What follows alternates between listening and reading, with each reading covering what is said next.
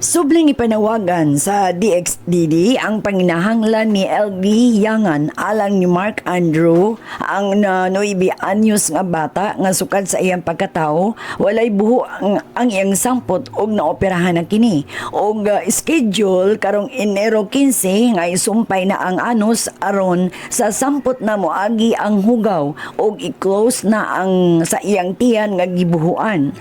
Nagkinahanglan sila og mga 5,000 pesos alang sa ilang pag-adto sa Cagayan Medical Center alang sa laing colostomy closure final. Sa buot mo itong ginabang, ipadala lang sa DXDD.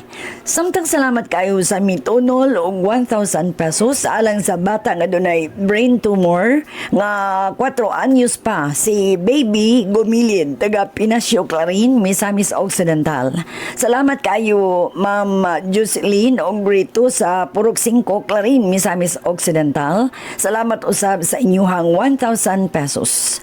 Ug daghan kaing salamat ug kung naminaw si Marisa Gumilid ang inahan sa bata, pwede nimo kuhaon sa opisina karong buntag ang 1,000 pesos. Salamat usab GCash number 787 sa imong gipadala nga 500 pesos. Salamat usab Mulikay Chapel nga mitunol og 1,000 pesos alang sa bata nga may brain tumor si Bibi Gumilid. Ug salamat kayo sa inyuhang gugma og kaluoy isip tubag sa panawagan sa bata nga nagkinahanglan og maintenance nga tambal sa iyang blood clot sa iyang ulo.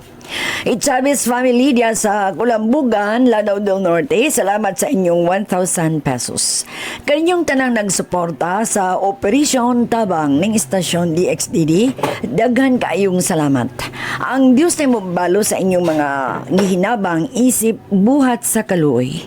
Sa mga buto sa mo tabang isip pagtubag sa mga midangop sa DXDD, ang atong address, Operation Tabang Care of DXDD Radio Television, Don Rizano Street, Metropolitan, Immaculate Conception, Cathedral Drive, Osami City. GCash number 0907-443-7234.